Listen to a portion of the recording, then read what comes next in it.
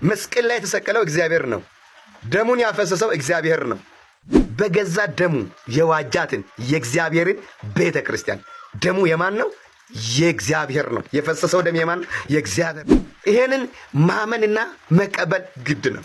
እግዚአብሔር ደም አለው መንፈስ አይደለም ከተባለ እግዚአብሔር ስጋ ለብሶ በስጋ መጥቶ ክርስቶስ የሚባለውን ስጋ ለብሶ የሚደማውን ስጋ ለብሶ የሚራበውን ስጋ ለብሶ በስጋ ተገለጠ። በስጋ የተገለጠ ማ? እግዚአብሔር። በመንፈስ የጸደቀ ማ? እግዚአብሔር። ለመላእክት የታየ ማ? እግዚአብሔር። በአሕዛብ የተሰበከ ማ? እግዚአብሔር። በዓለም የታመነ ማ? እግዚአብሔር። በክብር ያረገ ማ? እግዚአብሔር። በስጋ የተገለጠው እግዚአብሔር ነው። በመንፈስ የጸደቀው እግዚአብሔር ነው። ለመላእክት የታየው እግዚአብሔር ነው። በአሕዛብ የተሰበከው እግዚአብሔር ነው። በዓለም የታመነው እግዚአብሔር ነው። በክብር ያረገው እግዚአብሔር ነው። ሰዎች ጋር መኖሪያውን አድርጎ የተመላለሰው እግዚአብሔር ነው። ከዛ ሞቶ ሞትን አሸንፎ በክብር ያረገው እግዚአብሔር ነው። እንደገና አምላኬ እግዚአብሔር ከቅዱሳኑ ሁሉ ጋር ይመጣ። እያያችሁት የሄደው እንዲሁ ይመጣል። ኢሳይያስ ምዕራፍ 14 ከቁጥር 5 ጀምረን ስናነብ አምላኬ እግዚአብሔር ከቅዱሳኑ ሁሉ ጋር ይመጣል አለ። የሚመጣው እግዚአብሔር ነው። ስለዚህ ወገኖቼ አትሳሳቱ።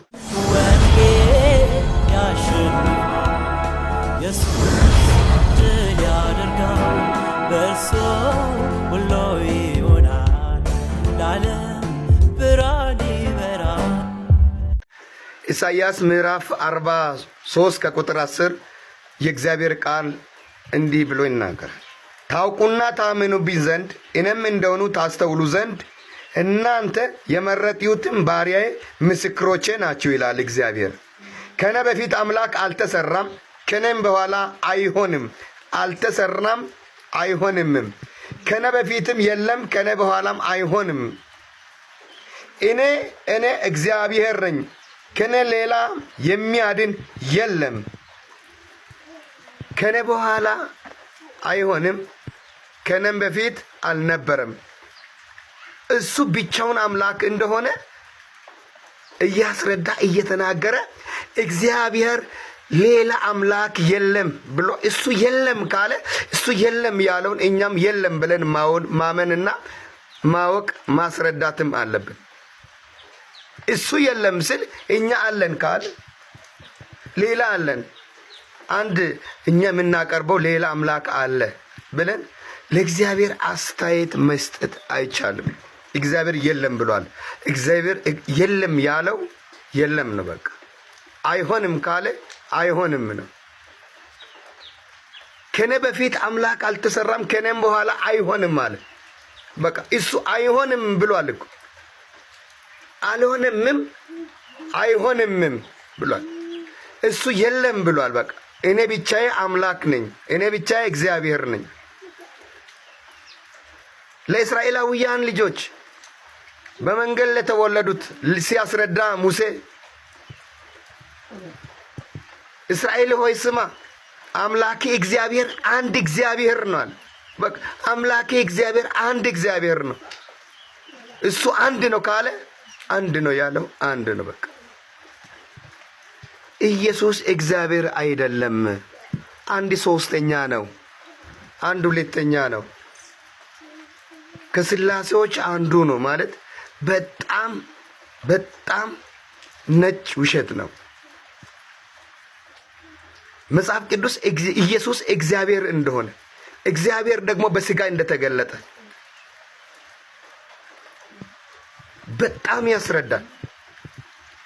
አንደኛ ጢሞቴዎስ ምዕራፍ 3 ቁጥር 16 ላይ እግዚአብሔርንም የመምሰል ምስጢር ያለ ጥርጥር ታላቅ ነው አለ። ማንን የመምሰል? እግዚአብሔርን የመምሰል ምስጢር ያለ ጥርጥር ታላቅ ነው። ማንን?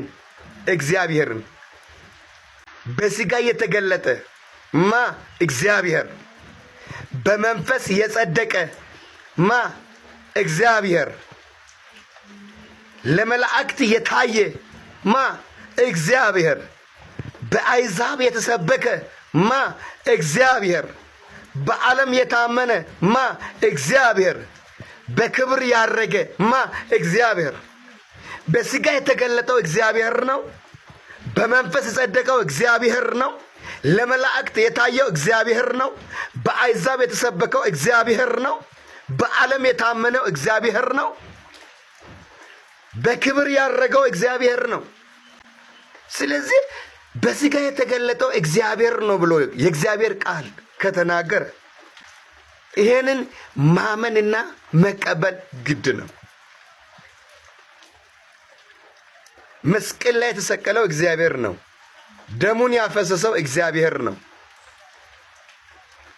ሐዋርያት ሥራ ምዕራፍ 20 ከቁጥር 28 ላይ የእግዚአብሔርን ቃል ላንብብ። ሐዋርያት ሥራ ምዕራፍ 20 ከቁጥር 28 ላይ የእግዚአብሔር ቃል እንዲህ ብሎ ይናገራል። በገዛ ደሙ የዋጃትን የእግዚአብሔርን ቤተ ክርስቲያን ትጠብቋት ዘንድ መንፈስ ቅዱስ እናንተን ጳጳሳት አድርጎ ለሾመበት ለመንጋው ሁሉና ለራሳችሁ ተጠንቀቁ። በገዛ ደሙ የዋጃትን የእግዚአብሔርን ቤተ ክርስቲያን፣ በገዛ ደሙ የዋጃትን የእግዚአብሔርን ቤተ ክርስቲያን። ደሙ የማን ነው? የእግዚአብሔር ነው። የፈሰሰው ደም የማን? የእግዚአብሔር ነው። እግዚአብሔር ደም አለው መንፈስ አይደለም ከተባለ እግዚአብሔር ሥጋ ለብሶ በሥጋ መጥቶ ክርስቶስ የሚባለውን ሥጋ ለብሶ የሚደማውን ሥጋ ለብሶ የሚራበውን ሥጋ ለብሶ በሥጋ ተገለጠ ይላል። እንዴት ከተባለ ያኔ ገና በምድር ላይ በአዳም የተነሳ ሰዎች ከእግዚአብሔር ጋር ተጣልተው ኃጢአት ሰርተው የእግዚአብሔርን ትእዛዝ ጥሰው ከእግዚአብሔር ጋር ስለተጣሉ እግዚአብሔር ከሕዝብ ጋር እርቅ ፈለገና 59 ላይ እንዲህ ይላል።